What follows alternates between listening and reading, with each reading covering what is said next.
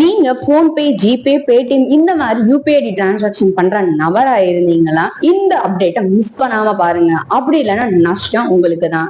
நான் சொல்ற கோட நீங்க டைப் பண்ணிக்கோங்க. ஸ்கிரீன்ல தெரியுற கோட நீங்க டைப் பண்ணிட்டீங்கன்னா இந்த ஒரு பேஜ் ஓபன் ஆகும். இதுல பாத்தீங்கன்னா என்கிட்ட ஒரு மொபைல் நம்பருக்கு உங்க நம்பரை டைப் பண்ணி கேப்சாவை டைப் பண்ணீங்கன்னா கண்டினியூ கொடுத்தீங்கன்னா உங்க நம்பருக்கு ஒரு ஓடிபி வரும். அந்த ஓடிபியை நீங்க என்டர் பண்ணிட்டீங்கன்னா இந்த ஒரு பேஜ் உங்களுக்கு ஓபன் ஆகும். இதுல பாத்தீங்கன்னா 2 ஸ்டெப் இருக்கு.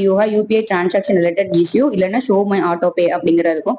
இதுல ஷோ மை ஆட்டோ பே நீங்க கிளிக் பண்ணீங்கன்னா உங்களுக்கே தெரியாம என்னென்ன ஆட்டோ பே ஆன்ல இருக்கு, ஆக்டிவ்ல இருக்குன்னு சொல்லிட்டு நீங்க இதுல கண்டுபிடிச்சுக்க முடியும். நிறைய பேர் ஆட்டோ பே மோடு தெரியாதனமாவே ஆன் பண்ணி வச்சிருப்பீங்க. இப்போ உதாரணத்துக்கு சப்ஸ்கிரிப்ஷன் ஆப்பை நம்ம டவுன்லோட் பண்ணி வச்சிருக்கோம். 199 வச்சுக்கலாம். இந்த மாசம் கட்டிட்டோம் அடுத்த மாசம் கட்ட தேவையில்லைன்னு சொல்லிட்டு இருப்பாங்க. ஆனா அவங்களுக்கே தெரியாம அவங்க பேங்க் அக்கௌண்ட்ல இருந்து அமௌண்ட் போய்கிட்டே இருக்கும். அதனால மட்டும்தான் உங்களுக்கு பேங்க் அக்கௌண்ட்ல சீக்கிரமே அமௌண்ட் காலி ஆகிடுது. ஆப்ஷன் மூலியமா உங்களுக்கு எந்தெந்த ஆட்டோ பே வேணும் வேணாங்கிறத நீங்களே செலக்ட் பண்ணிக்க முடியும். பாஸ்னா நம்ம நிறுத்தி வச்சுக்கணும், ரிவார்ட்னா கேன்சல் பண்ணிக்கலாம். இந்த வீடியோ நிறைய பேருக்கு ஷேர் பண்ணுங்க. இந்த மாதிரி யூஸ்ஃபுல்லான இன்ஃபர்மேஷனுக்கு நம்ம கோபிகா இன்ஃபோ சேனலை மறக்காம சப்ஸ்கிரைப் பண்ணிக்கோங்க.